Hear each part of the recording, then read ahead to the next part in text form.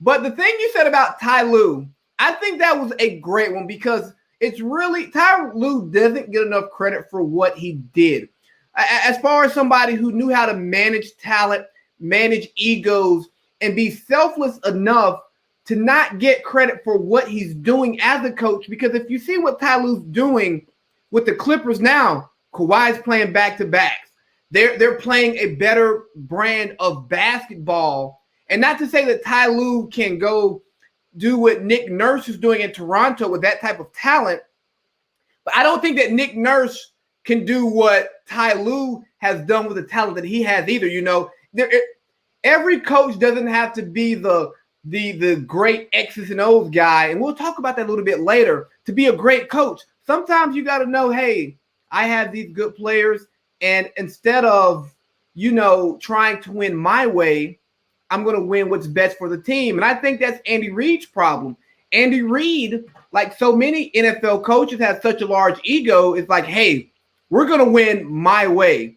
So Tampa Bay saying, hey, Andy, run the ball. Hey, Andy, maybe you might want to max protect or leave a back end to chip, leave a back end to block. Bring your second tight end to come in and block. And Andy goes, no, we're going to go 5 against your 4, and we're going to beat you. But guess what? It didn't work.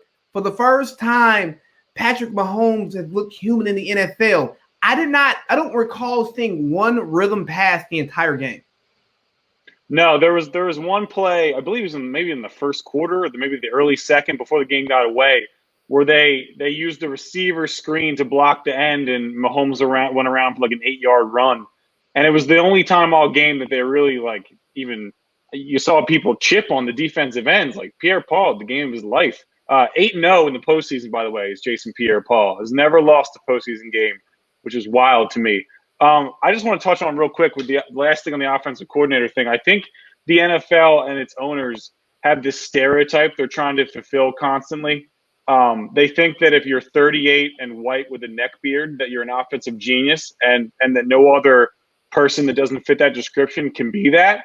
When I feel like everyone's stuck trying to find the next Sean McVay, and obviously that reflected in all these coaching hires, whether it's Kingsbury last year or 2 years ago with the Cardinals, or what is it, Zach Taylor with the Bengals, or this year with the coach the Eagles hired, the guy from Indy.